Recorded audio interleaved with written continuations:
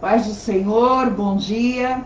Este é o programa Panorama Bíblico da Igreja Evangélica da Paz, situada na Rua Silva Jardim 503, no Macuca, em Santos, sob a direção do pastor Natanael Rinaldi Filho. Eu sou Rita de Cássia e hoje nós vamos meditarmos sobre o tema Sal da Terra, Luz do Mundo. O texto encontra-se em Mateus capítulo 5, dos versículos 13 a 16. Mateus capítulo 5, dos versículos 13 a 16. Vamos orar? O Senhor Deus nos ensinou, antes de tudo, fazermos orações. Senhor, meu Deus, meu Pai, neste dia nós te agradecemos pelas tuas misericórdias que já foram renovadas sobre as nossas vidas nesta manhã. Obrigada porque este é o dia que o Senhor fez. Nos regozijamos nele, nos alegramos nele, porque é o Senhor quem fez. Quero te pedir bênçãos especiais sobre o nosso caro ouvinte, sobre aqueles que estão online também, que só possa, ó Deus, fazer com que o Espírito Santo venha nos ajudar a entendermos esta porção do Sermão do Monte, Senhor, que fala sobre o teu reino, Senhor, porque nós sabemos, ó Deus, que os valores do reino expressos no Sermão do Monte fazem oposição aos valores deste mundo que jaz no maligno. Senhor, vem nos ajudar, nos abençoar e que possamos, ó Deus, nessa reflexão desta manhã, aprendermos mais de Ti e colocarmos em prática. Esta é a minha oração, te agradeço no nome de Jesus. Amém.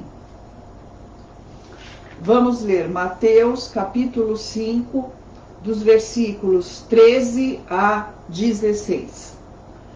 Vós sois o sal da terra, e se o sal for insípido, com que se há de salgar? Para nada mais presta, senão para se lançar fora e ser pisado pelos homens. Versículo 14. Vós sois a luz do mundo. Não se pode esconder uma cidade edificada sobre um monte, nem se acende a candeia e se coloca debaixo do alqueire, mas no velador, e dá luz a todos que estão na casa. Assim resplandeça a vossa luz diante dos homens, para que vejam as vossas boas obras e glorifiquem o vosso Pai que estás no céu. Quando nós lemos aqui no versículo 13 de Mateus capítulo 5, sal da terra, a explicação da Bíblia pentecostal diz: os cristãos são o sal da terra.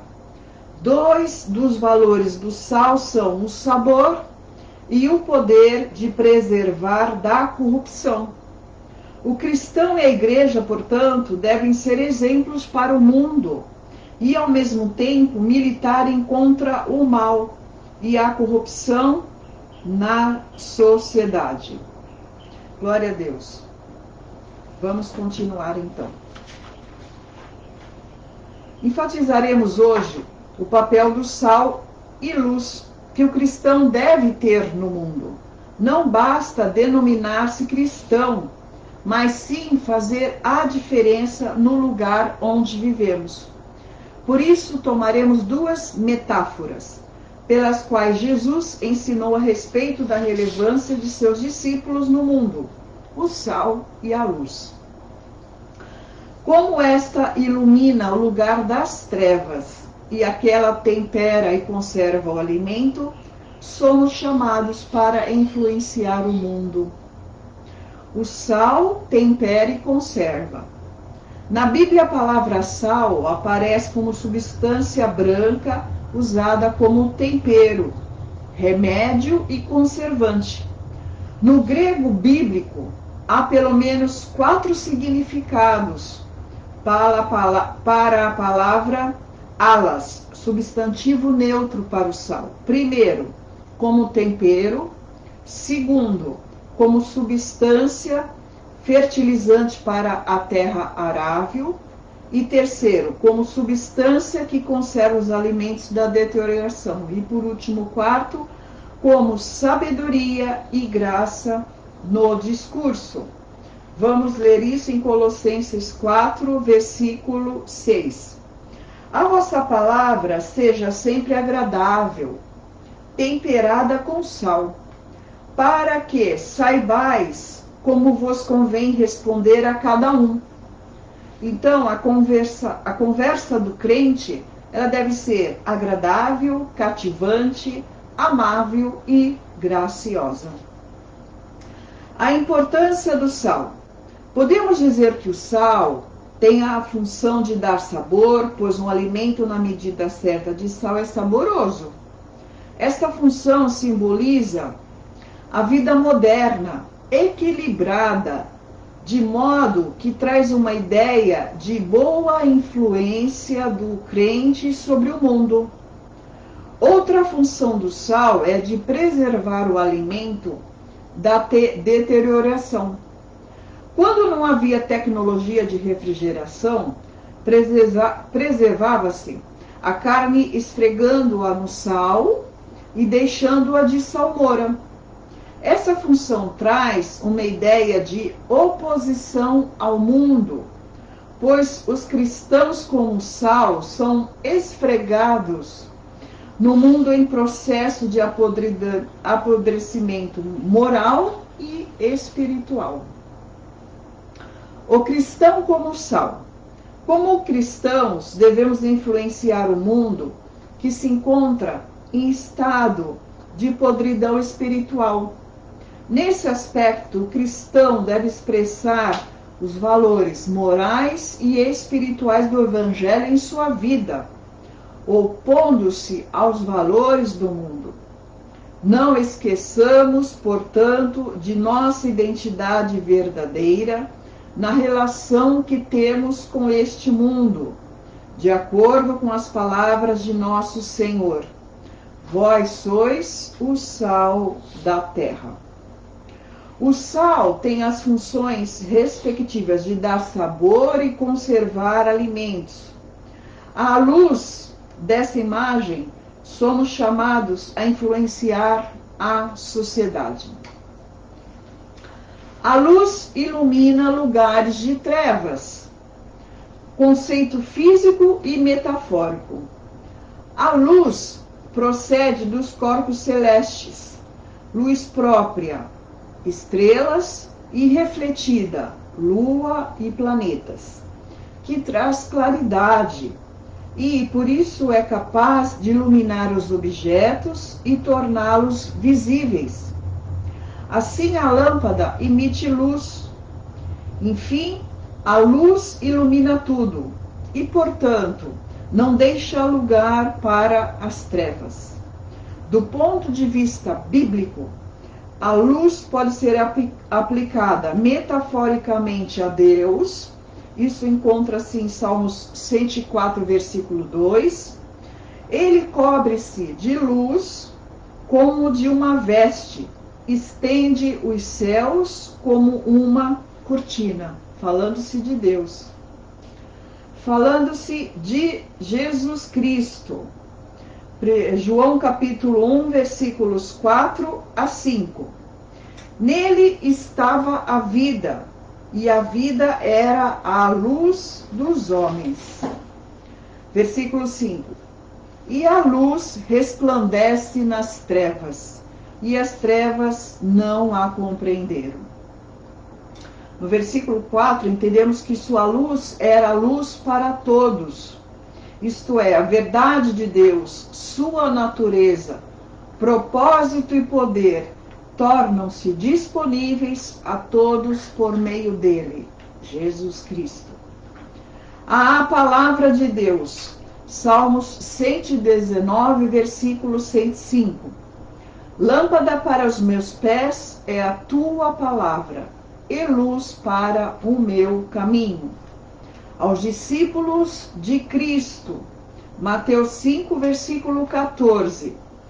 Vós sois a luz do mundo. Não se pode esconder uma cidade edificada sobre um monte. O cristão como luz. Nas palavras de Jesus não há dúvidas. Observe que ele não disse: vós deveis ser a luz, mas sim, vós sois a luz. No reino de Deus, o que se espera do cristão é que seja e viva como luz deste mundo. Ao referir-se ao crente como luz, Jesus faz menção às boas obras produzidas por cada um de nós. Essas obras se caracterizam pelos atos de amor e fé, manifestos na vida do crente, por meio de um testemunho verdadeiro diante dos homens. Vamos ler João capítulo 15, versículo 8. Nisto é glorificado meu Pai, que deis muito fruto, e assim sereis meus discípulos. Ainda em 1 Pedro 2, capítulo 12. Tendo o vosso viver honesto entre os gentios, para que naquilo em que falam mal de vós, como de malfeitores, glorifiquem a Deus no dia da visitação, pelas boas obras que em vós observem. Logo, a vontade de Deus é que as nossas boas obras resplandeçam como luz e sejam vistas por todos os homens, e estes glorifiquem a Deus. Mateus 5,16. Assim, resplandeça a vossa luz diante dos homens, para que vejam as vossas boas obras e glorifiquem o vosso Pai, que estás nos céus. A luz em lugares de trevas.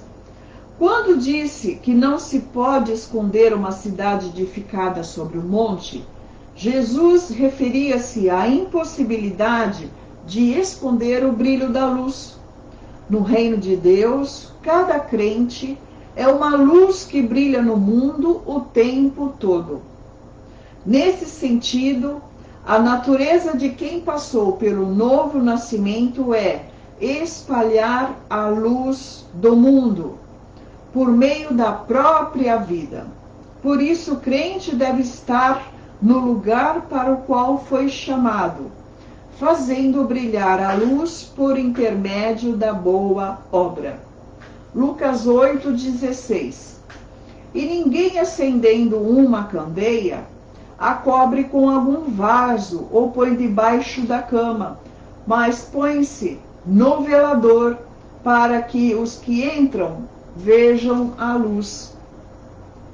Entretanto, é preciso atentar para esta verdade bíblica. O cristão não pode manter a sua vida como luzeiro pela própria força, mas por intermédio do Espírito Santo que o fortalece. Atos 7:55. Mas ele, estando cheio do Espírito Santo e fixado os olhos no céu, viu a glória de Deus e Jesus, que estava à direita de Deus. Este homem é Estevão, o primeiro mártir, que morreu apedrejado, pois confessara Cristo diante dos homens e defendera a fé. Ele é acolhido por Cristo e assim também todo crente fiel que enfrenta a morte por ele. Então, a luz ilumina um ambiente em trevas. A luz dessa imagem, somos convidados a fazer com que, por meio de um sincero testemunho, as nossas boas obras sejam vistas pelos homens e estes glorifiquem a Deus. A luz do mundo.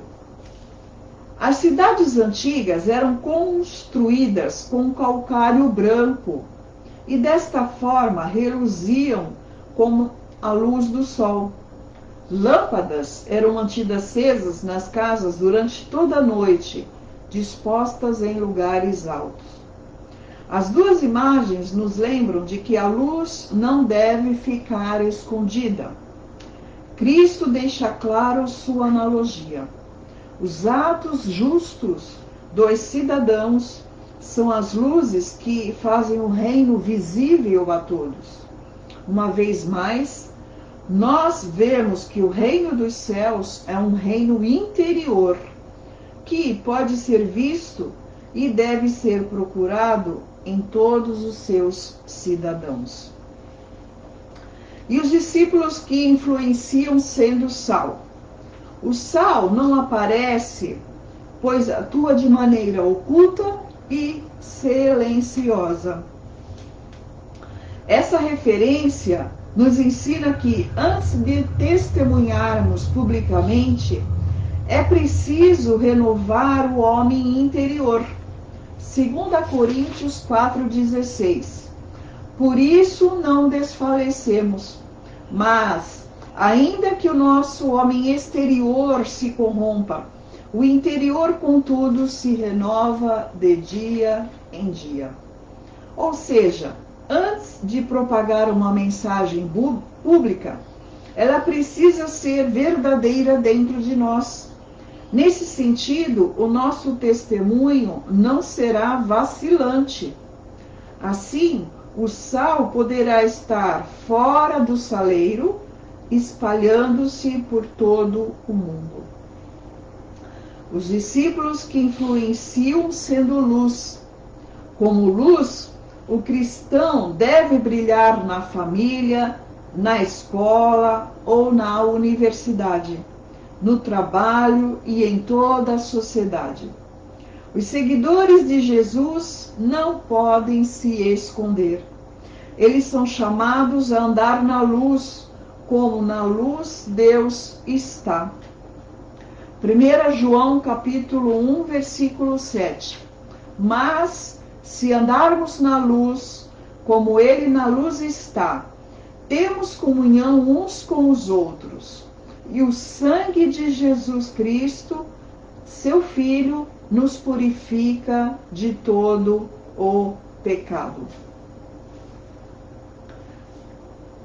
Logo, se o nosso caminho é luz, não pode haver trevas.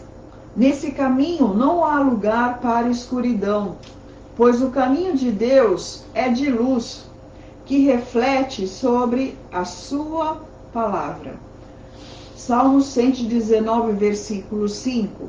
Lâmpada para os meus pés é a tua palavra, e luz para o meu caminho. A influência cristã. Paulo disse que temos um tesouro em vasos de barro.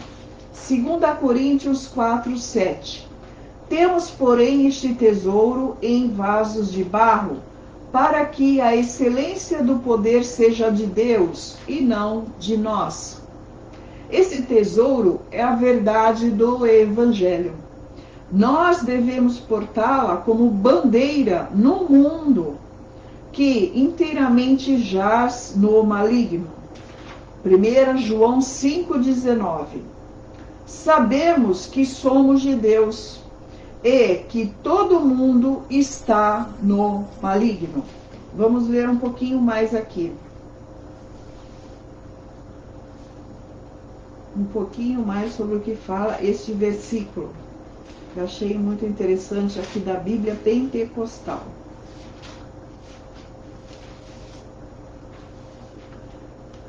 Quando nós falamos, todo mundo está no maligno,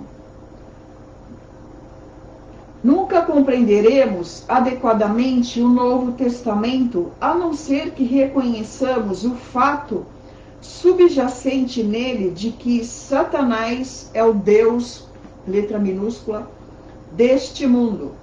Ele é o maligno e o seu poder controla o presente século mau. As Escrituras não ensinam que Deus hoje controla diretamente este mundo ímpio, cheio de gente pecaminosa, de maldade, de crueldade, de injustiça, de impiedade. Deus não deseja nem causa de nenhuma maneira todo o sofrimento que há no mundo. Nem tudo quanto aqui ocorre procede da sua perfeita vontade. A Bíblia indica que atualmente o mundo não está sob o domínio de Deus, mas em rebelião contra o seu governo e sob o domínio de Satanás. Por causa dessa condição, Cristo veio a morrer, reconciliar o mundo com Deus. Nunca devemos afirmar que Deus está no controle de tudo, a fim de nos esquivarmos da responsabilidade de lutar seriamente contra o pecado, a iniquidade ou a mornidão espiritual. Há, no entanto, um sentido em que Deus está no controle do mundo ímpio. Deus é soberano e, portanto, todas as coisas acontecem de acordo com a sua vontade permissiva e controla ou às vezes através da sua ação direta, de conformidade com o seu propósito e sabedoria. Mesmo assim, na presente era da história, Deus tem limitado seu supremo poder e domínio sobre o mundo. Esta autolimitação é apenas temporária, porque no tempo determinado pela sua sabedoria, ele destruirá toda a iniquidade e o próprio Satanás. Somente então é que os reinos do mundo vierão a ser do nosso Senhor e do seu Cristo, e ele reinará para todo o sempre. Estudo da Bíblia Pentecostal. Quando nós vemos 1 João 5,19, sabemos que somos de Deus e que todo mundo está no maligno. Com isso, influenciar a sociedade não significa que o crente seja excêntrico ou ostente alguma coisa. Pelo contrário, a postura de quem é sal e luz é a de um embaixador de uma pátria. 2 Coríntios 5:20, de sorte que somos embaixadores da parte de Cristo, como se Deus por nós rogasse. Rogamo-vos, pois, da parte de Cristo, que vos reconcilieis com Deus. Postura de quem é sal é luz, e luz é a de um embaixador de uma pátria, cujas referências são a longanimidade, a mansidão, a moderação, bem como as outras virtudes do fruto do Espírito, já estudado anteriormente aqui. Portanto, o modo de viver por meio de uma nova vida e da prática de boas obras levará os homens a glorificar a Deus. Ouçamos, pois, o conselho de Paulo, em Efésios 5, capítulo 15. Portanto, vede prudentemente como andais, não como nécios, mas como sábios. Então, os cristãos são chamados a influenciar o mundo em que vivemos, pois somos sal e luz. E concluindo, neste mundo dominado pelas trevas do pecado, só mesmo a influência dos servos de Cristo para promover verdadeiras mudanças. É preciso que a luz divina brilhe a partir de nós, para que todos vejam as nossas boas obras e glorifiquem o Pai. Mas também é preciso lembrar de que sem um verdadeiro testemunho, o Evangelho não será levado a sério entre os homens. Entretanto, se o cristão mostrar uma vida verdadeiramente transformada, sincera e sem artificialismo, exerceremos o nosso papel de sal da terra e luz do mundo. Glória a Deus por este estudo. Que o Espírito Santo do Senhor possa continuar falando no teu coração. Vamos orar? Senhor, meu Deus, meu Pai, muito obrigada por essa porção do Sermão do Monte, onde meditamos sobre sal da terra e luz do mundo, falando que a influência dos cristãos na sociedade é inevitável. Do ponto de vista bíblico, o mundo não pode ficar indiferente aos verdadeiros seguidores de Cristo. Nós somos o sal da terra e a luz do mundo. Que nós venhamos a fazer a diferença nesse mundo onde há maldade, onde há tristeza, onde há coisas que não agradam a Deus. Senhor, vem nos ajudar. Lança em nós o teu fruto do Espírito, benignidade, mansidão, longanimidade, paz, alegria, para que possamos, aonde nós estivermos, contagiar aquelas pessoas que ainda não conhecem o Senhor Jesus. Que possamos dar bons testemunhos com as nossas boas obras, sinceras, verdadeiras, para que o teu nome seja glorificado. É isso que eu te peço e oro em o nome de Jesus. Amém. Fique com Deus.